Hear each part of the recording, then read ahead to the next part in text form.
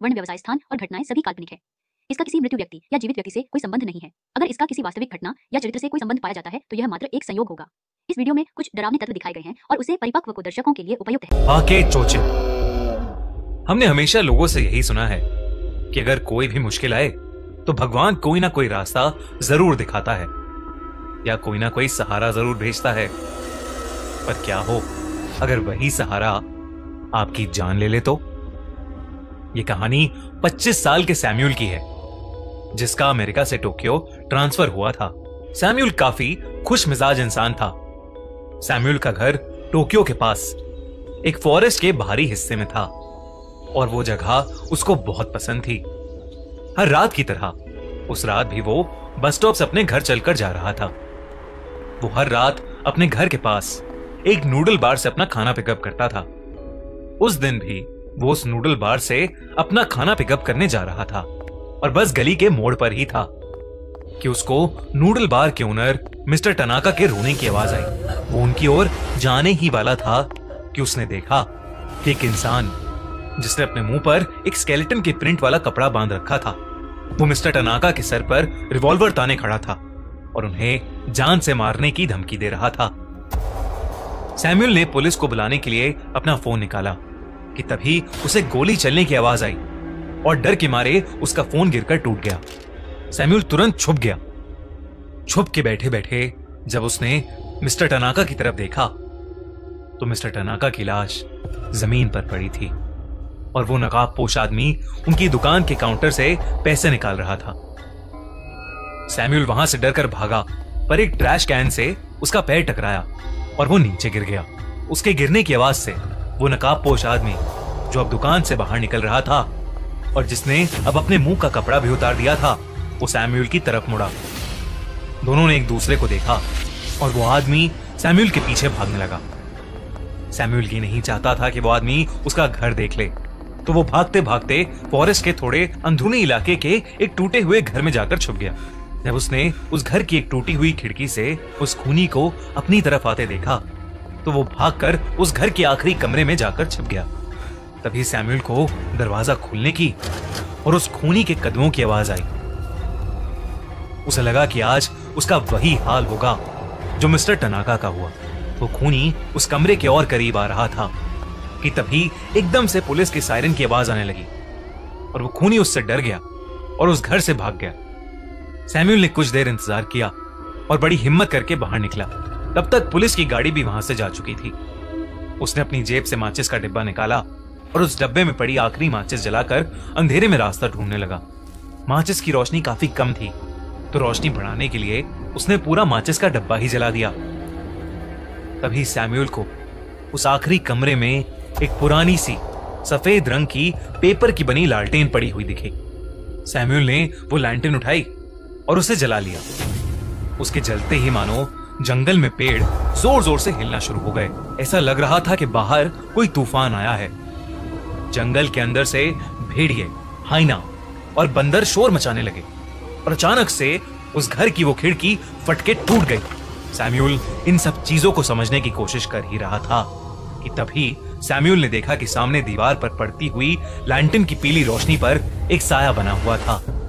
वो साया सैम्यूल का नहीं बल्कि किसी औरत का था। वो साया धीरे धीरे उसके पास आने लगा। सैम्यूल को लगा कि वो घर हॉन्टेड है। वो फटाफट वहां से निकला और उस लैंटर्न के सहारे अपने घर का रास्ता ढूंढने लगा।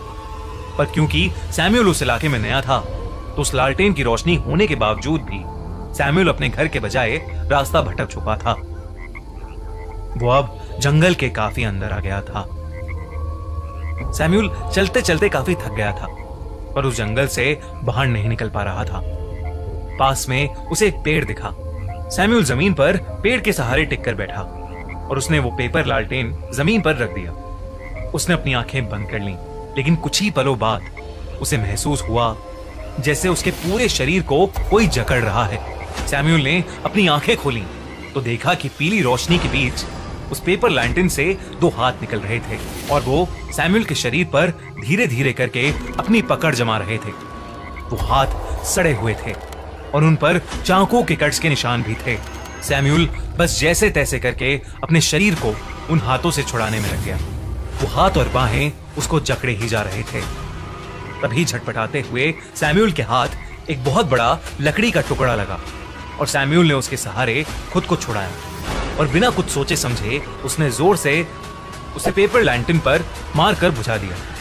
फिर उसने वो पेपर लैंटर्न भी अपने पैरों से कुचल दिया, क्योंकि साफ था कि जो कुछ भी हुआ था वो उस पेपर लैंटर्न की वजह से ही हुआ था। जैसे ही उसने उस पेपर लैंटर्न को तबाह किया, पूरे जंगल में एक अजीब सी शांति और घना अंधेरा छा गया। सैमुअल को उस अंधेरे में कुछ नहीं दिख रहा था। तभी एकदम से वो पेपर लैंटर्न वापस जल पड़ी और उसकी पीली रोशनी सैमुअल की आंखों में पड़ने लगी। सैमुअल ने देखा कि उस पेपर लैंटर्न का अब एक मुंह और एक लाल रंग की नुकीली जीभ निकल आई थी।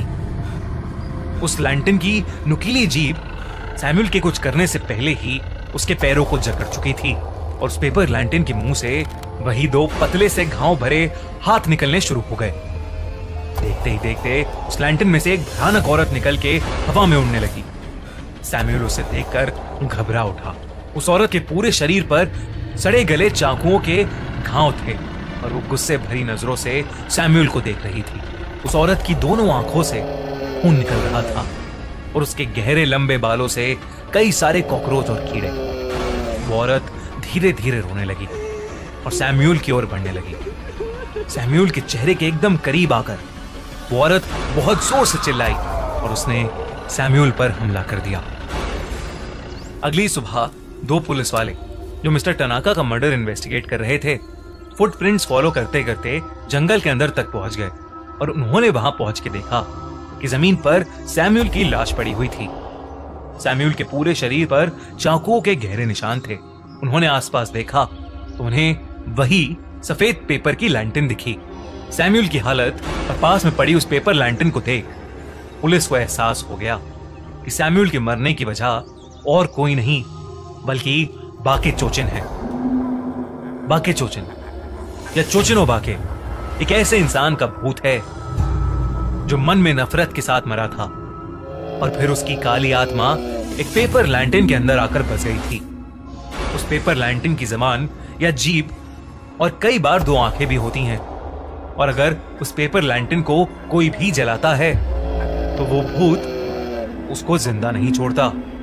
बाके चोचिन एक जापानीज अर्बन लेजेंड है जिसकी वजह से जापानीज लोगों में इतना डर फैल गया है कि वो कई बार पेपर लैंटर्न देखते ही कांप उठते हैं।